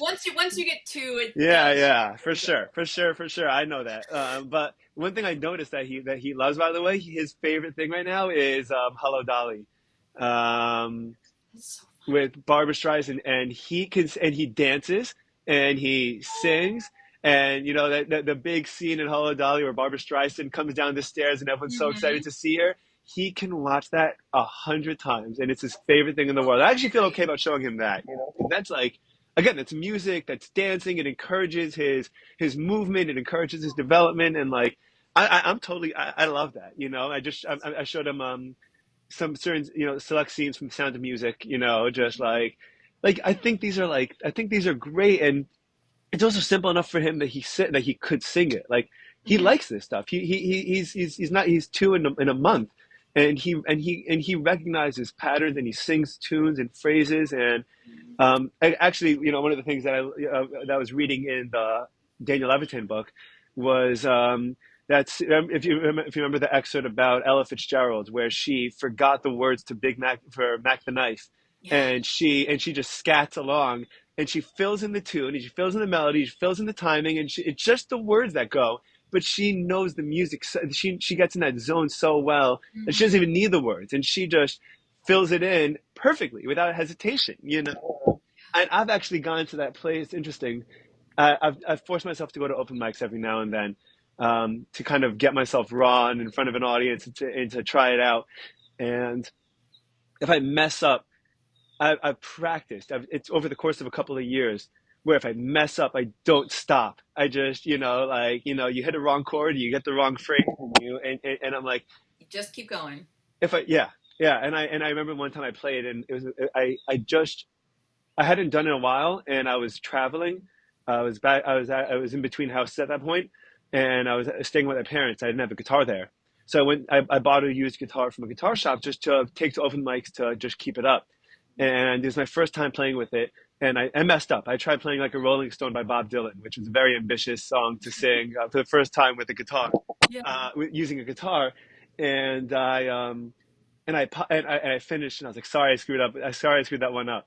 And two or three people came over to me that had no idea who I was, total strangers. Like, don't apologize ever for performing. Don't ever apologize for trying. Don't ever apologize for getting up there and putting yourself out there, And I was like, that's, I mean, we need that, we need, we need to encourage screwing up and learning about it. And that mistakes Make aren't mistakes bad. Mistakes. boldly. Yes, yes, yes. I'm trying to figure out how to do that with myself, and also how to implement that into teaching my. Yeah. I think it's cool. Speaking of education, you can tell me what you think. I feel like if everyone looked at themselves like they were teachers, and everyone else around them were people they're responsible for helping guide and teach, not like in a condescending way, but like the patience that a teacher would treat a student with anything. If you treat everyone around you like that, you have such healthy and better relationships. Your conversations are deeper. Your interactions are more wholesome. Your whole and I only figured this out once I started teaching, because I think about the way that I talk to my students, then I talk to someone else I know, and I ask them the same questions. How was your day? What was good about it? Like, can you tell me more about that? And why do you think that? Why do you say that? And the same way that I try to kind of understand a student, I try to understand people, and my kid and my wife and my family. And it's just led to overall just an enormous net positive in the way that I interact with the world around me. It's so cool. For sure. It's so cool. I think that if everyone looked at themselves like teachers, then we'd be in a much more tolerant and loving and productive society, a productive world. Yeah. It's just about making it happen, right? Yeah.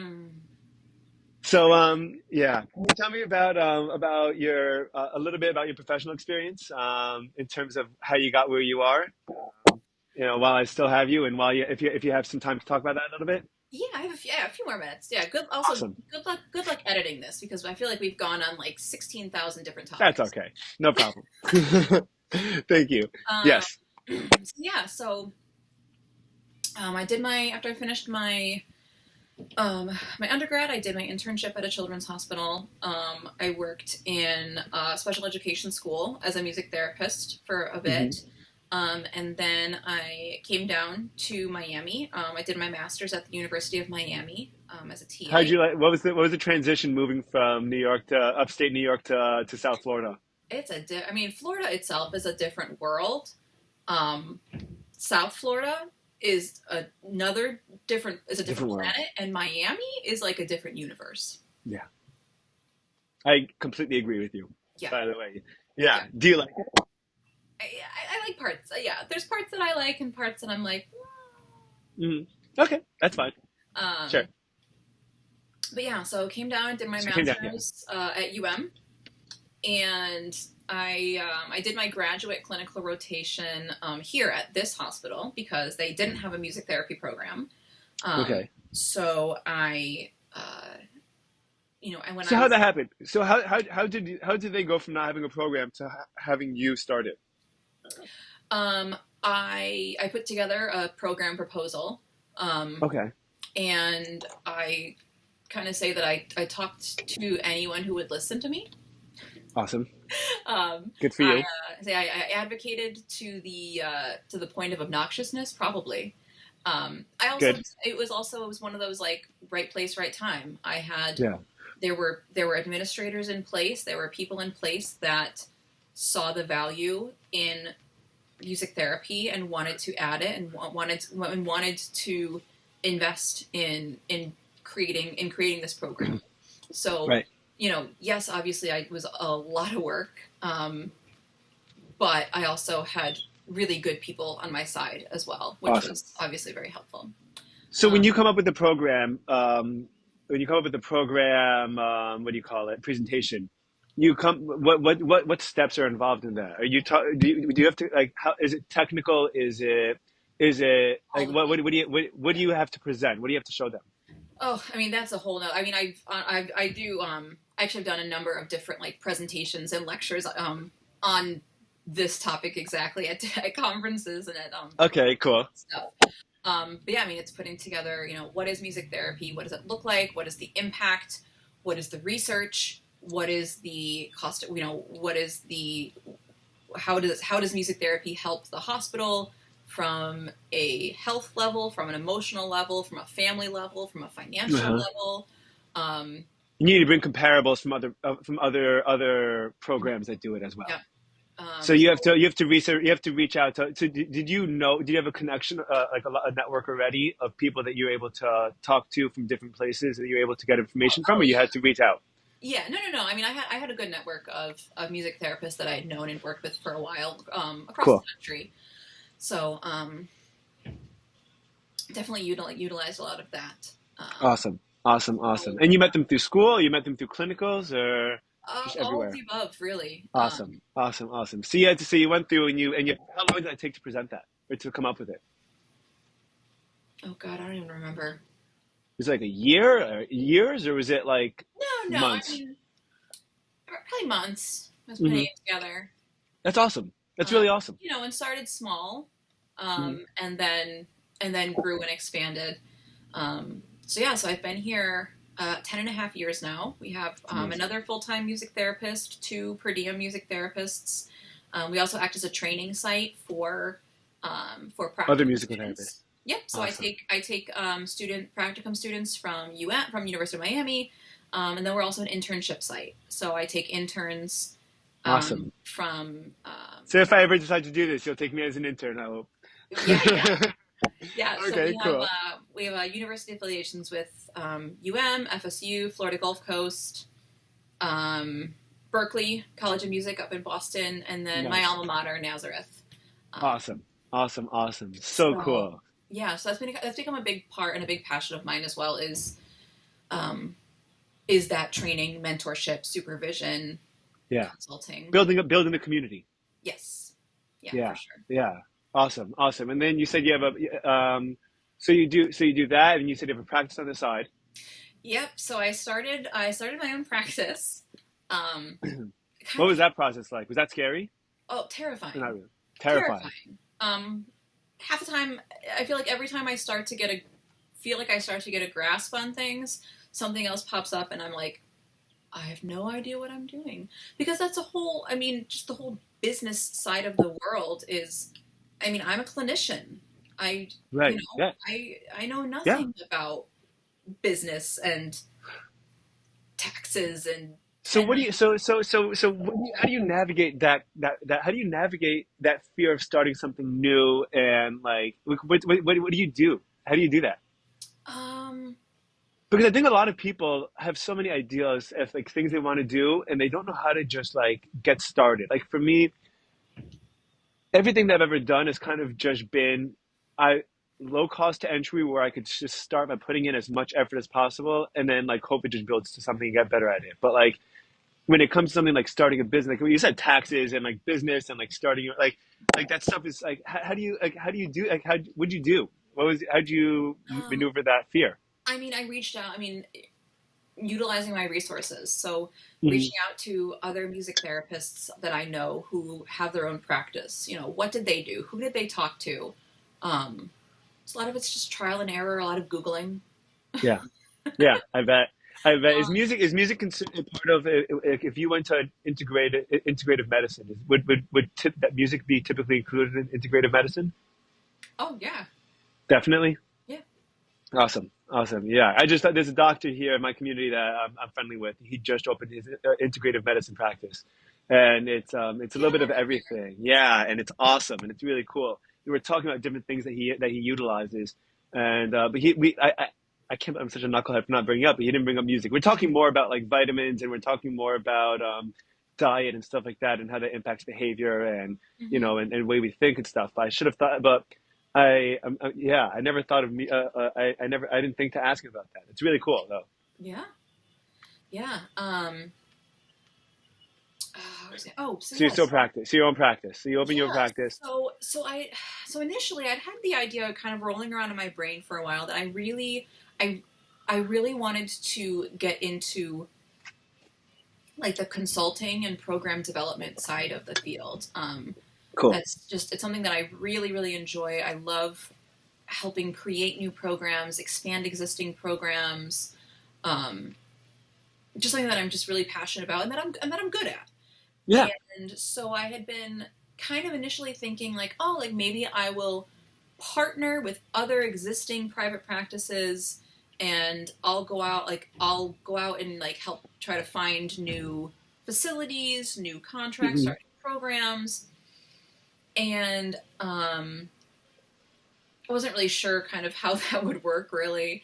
And then I Yeah. was talking to a music therapist who like she like runs like a business course for music therapists. That's awesome. And So great. so I was chatting with her and she was like, well, why? She's like, well, why are you partnering with, she's like, looking at it, Right. um, black and white, like you're splitting pennies here. Like Yeah. if, obviously, we're doing this because we have to make money and, Hmm. Yeah. survive. Sure. She's Yeah. like, why don't you just do it yourself? Why don't you just start your own practice and do this? And I was like, well, because I have no idea what I'm doing. I can't do it. Yes, you can. I can help you. Um, Awesome. I love those kind so of people. that's It's so awesome. kind of how it started. And so especially so in the state of Florida with the expansion of like children's Medicaid services covers outpatient music therapy services.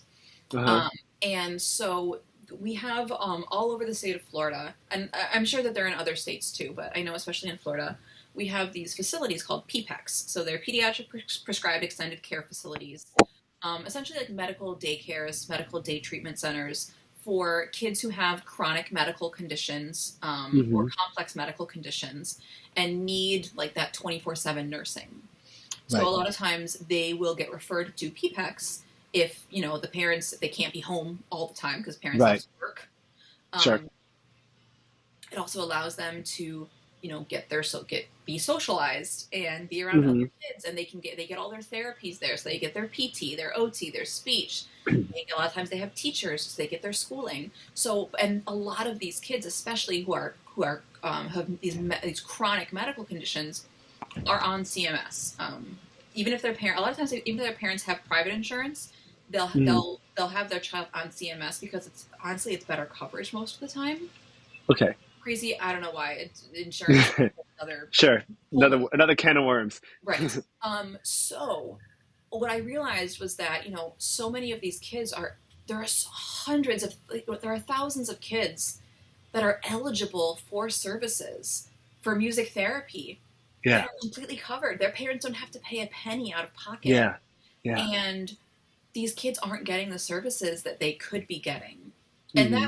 that was really the impetus of why I wanted to start my practice and why I'm working with and partnering with these PPEC facilities because these are kids who, um, are often in very underserved communities. Sure. They don't have the They have means to access. They wouldn't even. It's not even on their radar. Right. They don't have the access. They don't have Yeah. access to these services. Yeah. Or their parents wouldn't even know how to start going about it. So Sure. being able to implement music therapy into these facilities It's so beautiful. and create Awesome. and create all these new programs just to be able to serve more of our children Wow. in South Florida. Wow. So I'm so happy you're doing this. yeah, I'm so happy that you're doing this. I really yes, am. we started services just last May, and I'm already hiring a third full time music therapist. Oh God, God Um, bless. That's awesome. because it's just been growing so much and expanding, and the need is so great. Yeah. Yeah. Wow. Amazing. Good for you. I love that. I love It's that. I been really do. it's been a fast and furious journey, and I'm still on it. I most of the time I feel like I'm still like running to catch the train because it's Sure. already like the train left the station like months ago, and I'm still like running to try to Trying to catch catch up. the Yeah. platform. You'll get there. You'll get there. You're getting closer. You really are. It's crazy. Have you come across literature? I know there's not an enormous pool because it's really hard to get the research done, but with psychedelics in music and medicine, um, There is a decent amount of literature. I haven't done a ton of research into it just because except for kids, it's not even yeah, relevant. they kind of frown upon that. I could imagine, by the way. I could see, I'd imagine it's more with adults for sure. Oh, for PTSD and, sure. But I know there you are know, music therapists who work, especially like when we're talking about like substance abuse, PTSD, a yeah, lot of those like really, kind of more intense settings. I do yeah, know there's a decent amount of music therapists who are working with those types of other outlets as well. cases. Yeah, totally, totally. It'll I be know, I've heard something to look into. they curate playlists based on what on the experience, on Yeah. like what the goal is. They almost turn it into a journey. Yeah, it's really interesting. Um, Yeah, I would love for there to be more research about that. I know that there has to be a lot of, I guess, precautions taken because, Of course. of the potential risks, but I don't, I haven't been convinced, and I try, I work very hard to keep myself open-minded, even if it hurts, Yeah. and a lot of times It's it a does rare hurt, thing, and that's a rare thing huh? nowadays. To be open-minded, right? It's really, really hard to do. And especially because it's not comfortable, especially because it really forces you a lot of times to reevaluate what your priorities are and like what your Hmm. understanding of life is. I Hmm. haven't been convinced that the downsides are worse or more frequent or more risky than a lot of the other or a lot of the other habits that we mess around with on a regular basis. That Hmm. like, so I can understand the logic of, hey, I don't want to do this because of the risk, but that logic doesn't feel like it's being applied consistently across the board. Oh, for That if this is the threshold of risk that you're willing to go to, and this is the threshold of risk that is already being, taken, then like, why are we not doing that? yeah. Well, Um, there's how many centuries of civilizations and cultures that sure. utilize Sure. They've medicine, implemented it and yeah, utilized it in like a very medicinal way. psychedelic drugs that it. But Yeah, we're a capitalist society, and that doesn't make pharmaceutical companies money. that's what it is. But hopefully that's. Listen, I mean, I hope that right now there's been a real overhaul in terms of just in general trust in institutions overall, where I think a lot more people are being a lot more willing to check things out that previously had been discarded for the sake of being discarded. And I Yeah. think that we're just more willing to we're more, I think a lot has been knocked down, and so we're kind of looking at like what's left and like what can we Well, do? even the use of marijuana and THC. Hmm. I mean, Yeah, I have yeah. I a mean, I know a gentleman who has Parkinson's, and uh he had been on uh, countless medications with 1,000 different side effects, not helping him really at all. yeah. Getting worse and worse. He also had DBS. He had a couple DBS and procedures and stuff, but he was able, once medical marijuana was finally legalized in Florida, he was able to start utilizing Yeah, it, and he was able to get off so many of his medications. it's such a blessing. It's And crazy. we have like our like oncology patients who are nauseous. They can't eat. Their side effects from chemo, like I uh, think, but that wave, yeah, that tide has been turning. I think that tide has been turning, and I actually think that a lot of people, I've noticed myself, just in my personal life, yeah. a lot less people are turning to alcohol in general now, which I actually think is probably net positive. Um, I've found that because I feel like alcohol is like society, like socially acceptable, Right. and but I found that I like myself a lot less, you know, Yeah. when I've had a couple of drinks in me, Well, it's unfortunately, always, then I was listening, it was, I think it was like a comedian, they were talking about, alcohol versus weed, and they're like, how many times do you see an angry drunk? yeah, A lot. quite a bit. How many times do you see someone who's angry and I high? say, uh-huh. Yeah.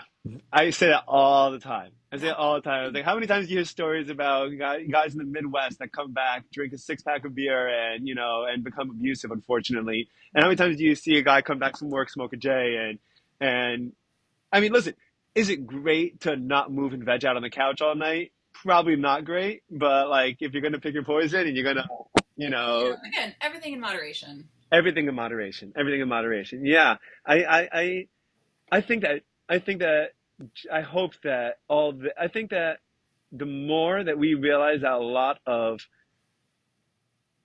tools are just tools and that it's just about the way that they're used. I think the more that we realize that, the more nuanced we are. Yeah. I think that's what we're becoming. We're becoming nuanced. Hey, music has a place in recovery. Music has a place in therapy. It didn't, 50 years ago, people would have laughed at you probably. 10 years ago, people would have laughed at you. I mean, I think so. I mean, And when I first started here, like, so I work, because we have Ryder Trauma Center right here. Basically, most of any kids who've got pediatric burn patients typically come to us, anywhere from the Keys up to Palm Beach. Typically come to us because we're specialized in burns.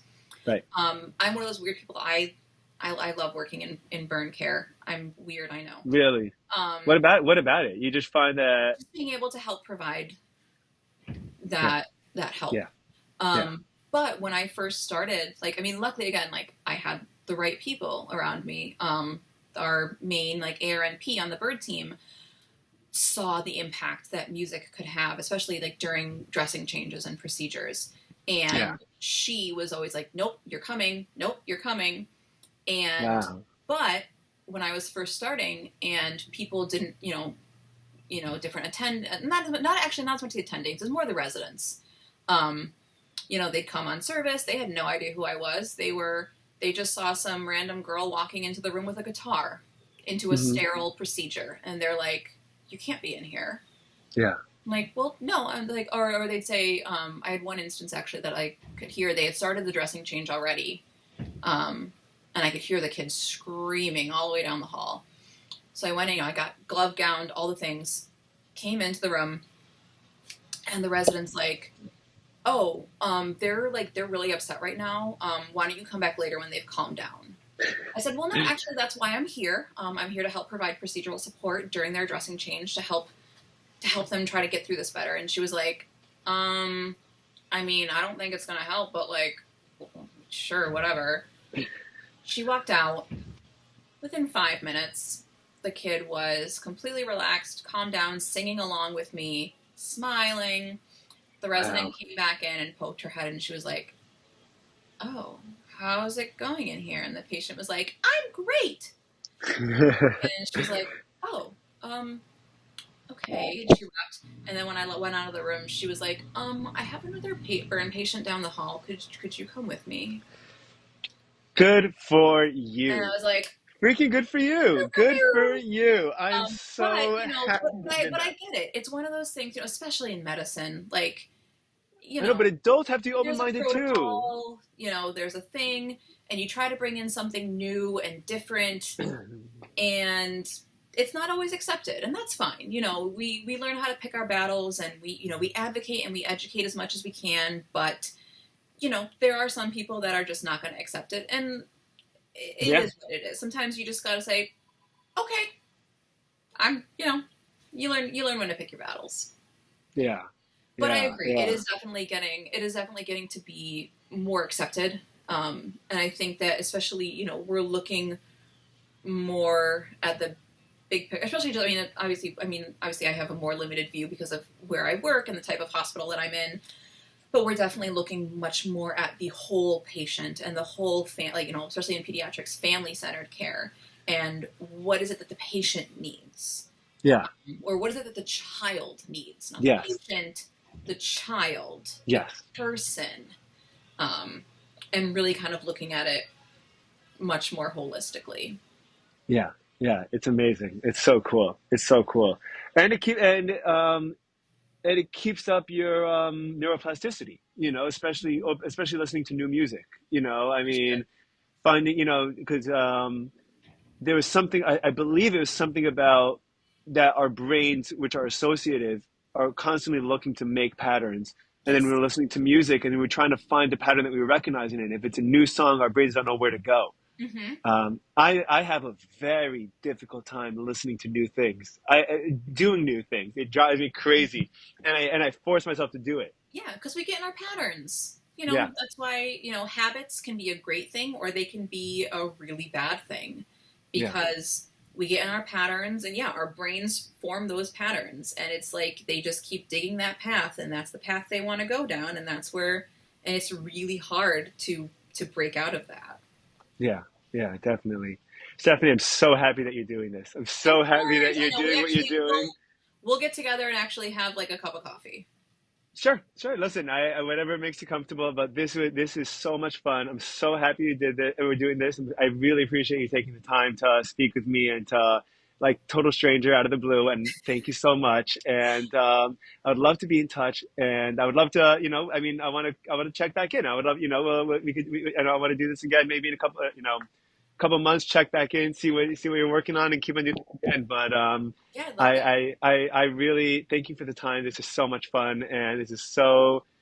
I really it gives me so much happiness and hope that people like you are really, really just every single person that you do this with is given the tools and the license to spread it and to continue it and to be better and to be happier and to be more fulfilled and That's the goal.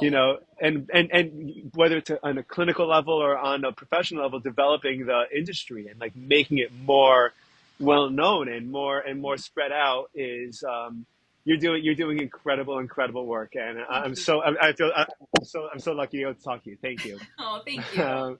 Yes, and we'll be in touch, and I'll send you a link to this when we're done. Yes. I can put this together, and we'll talk soon. All right. Thank you so Sounds much for doing awesome. this. Thank you, Stephanie. Thanks so